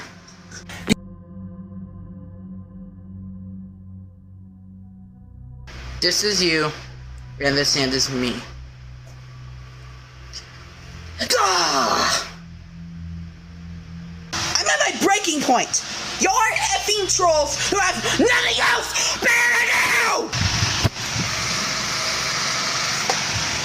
You guys have anything else better to do than sit down with your fat asses and eat your small TikTokers! Yeah. So the best way Nova could think of to try and separate himself from the controversy that he created was to try his hand at podcasting. It started as a sit down and talk podcast called The Hour of Joy. Weird side note, by the way, for the advertising of this podcast, Nova decided to come out as alt-right for a week. And I have no idea why he would do this. So, Gabe made a couple of episodes of The Hour of Joy before being relentlessly bullied by Smokey and Kiwi Tapes on Too High for Stupid. To sum up what this was, because it's dumb and short and stupid, and Gabe's fucking audio quality is dog shit. It's just Gabe talking about the harassment that he's gotten from the bigger LOLCow documentarians like Kiwi Tapes, Smokey, I think Leaping Lemur was mentioned too at some point, and with him managing his social media and helping him with his podcast as his co-host was a 15-year-old girl named Sia Yeager. There's very little information about Sia. In fact, as of today, she has no active social media. The only reason we know she existed at all is because, well, one, she's co-hosting The Hour of Joy with Nova, and two, Leaping Lemur had a conversation with Sia on one of his live streams. He asked Sia why she would even work with Nova online in the first place, to which she replied, "I'm just in it for the trolling." When asked how old Sia was, Sia admitted she was 15 years old. So Gabe had been talking about Sia for a while before all of this, using her name as an example when responding to trolls who told him he can't get with women. For some reason on Instagram, repeating his attention-seeking efforts of getting into beef with other LOLCows, Gabriel calls out the White Bowser of all people and says, quote, "This is to the White Bowser. For starters, I'm a fucking man, you balding piece of shit. You look like a skinhead, you neo-Nazi clown.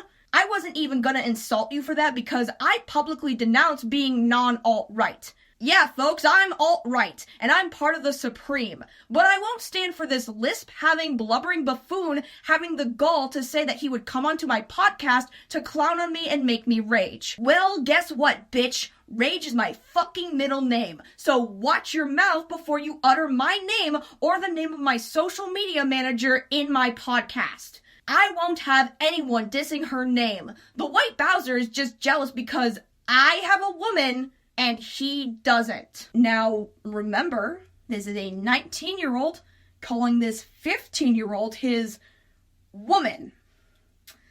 To which she responds to this post saying, "I'm not your woman, Nova." And Nova replies with, "Why not?" Gee, Nova, I don't know. Maybe it's because she's fucking 15! Due to the lack of information of Sia and her disappearance from the internet, it's unknown as to whether this was a grooming relationship or not, wherein Nova was really trying to hook up with this 15-year-old. Regardless, I'm sure claiming someone as your woman when they're literally in the 10th grade is probably not what you want to be doing as a full-ass adult man. Like, go back to singing nursery rhymes, Nova. At least then you'd be doing something family-friendly. Have you ever thought about maybe becoming a star? Have you ever thought about that? I mean, what if you and I decided to make, if ever you and I got married and we decided to make our own videos, would you, and we added them to different sites and they paid us a butt ton of money, would you consider doing it with me every time? So Bella, what I meant by that was, I'm gonna fuck all your holes in your mouth, your ass, and your pussy.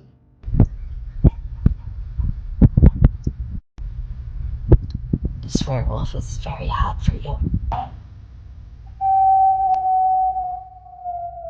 Jupiter the Hybrid, or Corbin Pennell's name, face, and overall profile has been forever linked to accusations of him being a pedophile. And this is due to no fault but his own. Corbin Pennell, being a werepire who believes that he can send messages with his mind, it's funny and all, and sure, I'm sure if that's all he was known for, it would be really funny, and he would just be like the average TikTok LOLCow. But due to the things that Corbin has said and done, he is synonymous with the fact that he himself is a self-admitted pedophile. So the last time you looked at child porn was a couple days ago? Yes. Just like say it to me straight up, like did you like ever have video chats with minors that were naked? Only a couple times is what I said. Okay, like how long ago? Like a month ago? Like a couple days ago, but that was a long time ago. Just letting them know, I don't care what they think of me. Because I am who I am. They can't change that. But even before he admitted to pedophilic behavior, there were some very obvious signs. When offered by a 13-year-old girl to send pictures to Corbin, he says that he doesn't mind if the girl wants to send him a few pictures, she just has to promise to not rat him out to the cops. Jupiter, can I still send you pictures of myself even if I'm underage? Because I'm only 13. It's up to you, sweetie, if you want to, because I don't mind. If you do, I don't mind. Do you plan on turning me in if I say yes? No, I would never. I'd lower the age of consent all the way to 16 if you guys wanted me to. Or I'd even change it to 15 if you guys wanted me to. There was also Corbin's Facebook relationship with the 15-year-old that was exposed on live stream. One of the many things that got Corbin put on the map of like cringe compilations and getting memed on was these Snapchat videos that were leaked and uploaded to TikTok. I know that you want this badly.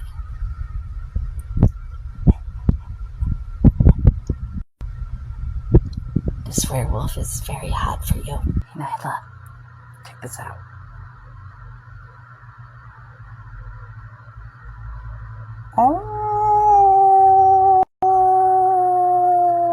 So Bella, what I meant by that was I'm gonna fuck all your holes, your mouth, your ass, and your pussy. I do them all in not that specific order. Or any order in that. I'll just fuck you all over. Then after that, I'll make sure that you're satisfied. And I will impregnate you, do whatever to you to make you mine. I want you to take me on a tour and show me the sights, and then maybe take me home with you. Oh yeah. So what do you want to do when like you get back to my place? Maybe make love to you. Oh, that sounds very interesting. I mean, I wouldn't mind it. I take your virginity and be like, I love you. Jupiter is also extremely pushy when it comes to wanting sexual attention from children, sending nudes to children self-admittedly and being shocked when they leak it to the public. It's gotten to a point that when girls would come forward and tell Linda Binda and talk about their experiences of being like 14, 15, 16 years old and like Corbin would hit them up, he just no longer gives a shit. You know, I get a lot of DMs every day, right? Mm-hmm. And why are there still people coming to me saying that you're talking to them and they're 15 or 16 years old? I don't know.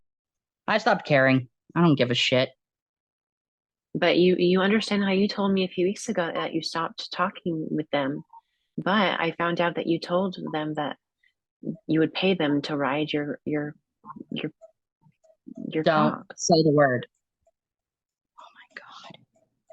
It was supposed to be a joke. It's their own fault for doing shit. It's their own fault. They're the ones who contacted me. I didn't do a damn thing.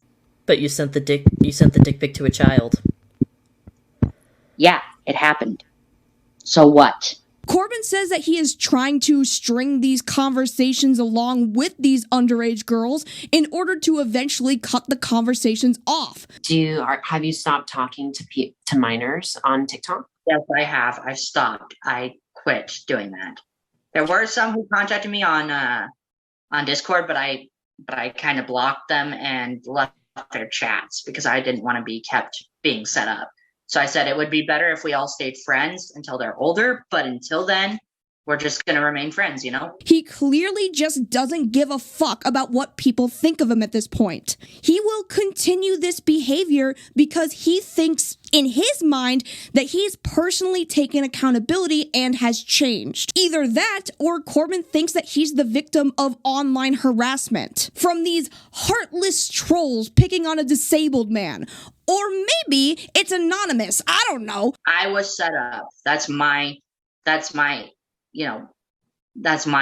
I was set up. I was really set up. I was set up.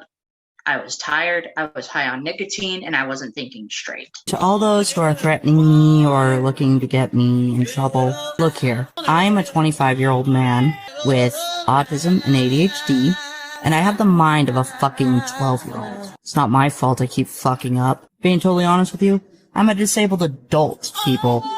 And I have the mind of a goddamn 12-year-old. And even if you don't want to believe these girls and are just assuming that they're lying for clout, I mean, let's be honest, the JupiterTheHybrid story is a huge story, and there's a lot of potential to just lie about being a victim so that you can make LOLCow history or something. And even though I do acknowledge that could be a possibility, his own family doesn't even allow him to return back home due to his pedophilic tendencies and behaviors. And it doesn't help that this man was surrounded by degenerates his whole life, that he has only ever had bad examples to look up to. Of course, his brother Shane is in jail for abusing Corbin when he was a child, but he's not the only one. Apparently, his older brother, Duke Pennell, who he gave a shout out to in one of his videos. This video goes out to my brother Duke.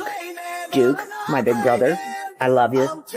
I'm giving you this shout out video because you asked me to. I love you. Giving you a shout out here and now. Shadow Raven gives his big brother a shout out. Was arrested and served his time for impregnating a 16-year-old girl when he was 30. Only two brothers have been in prison. One currently still, one out and living a good life. What was the other one in there for, Jupiter? But you said there were two brothers in jail. Was the other one in there for the same stuff? Let's just say he won. Okay? He won?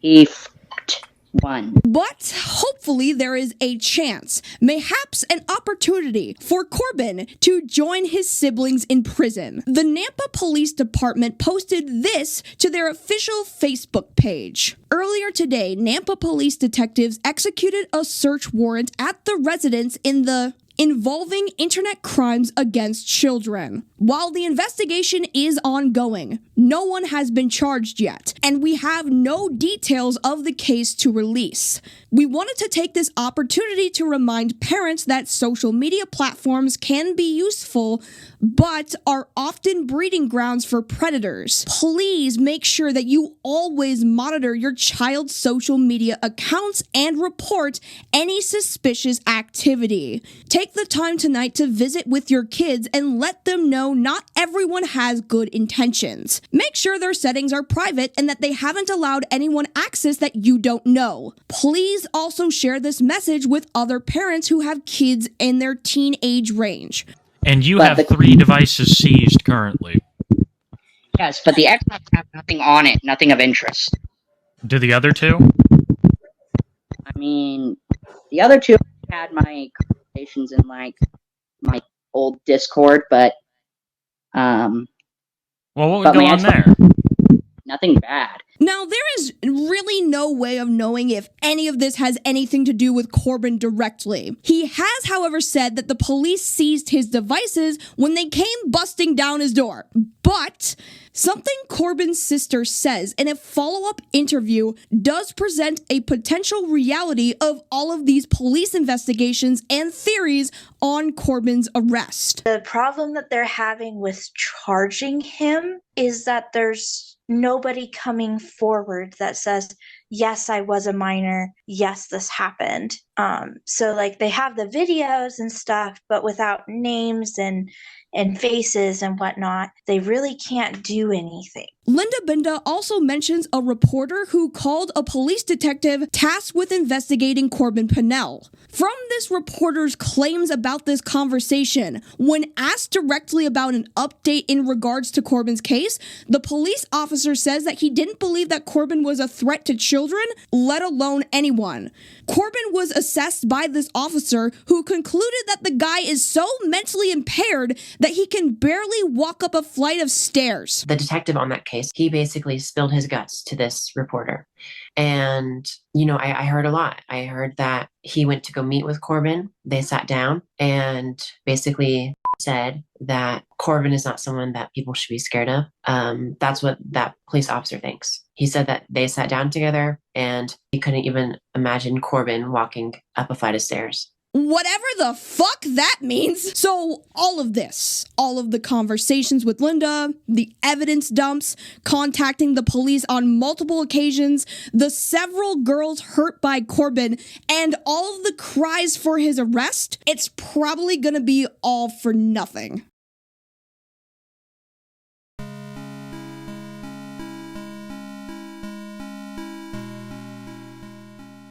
Corbin and Gabe both still have platforms on the internet. Although the last we saw of them, Gabe was having a mental breakdown over his Discord getting deleted, and Corbin, well, he burned his homunculi family alive.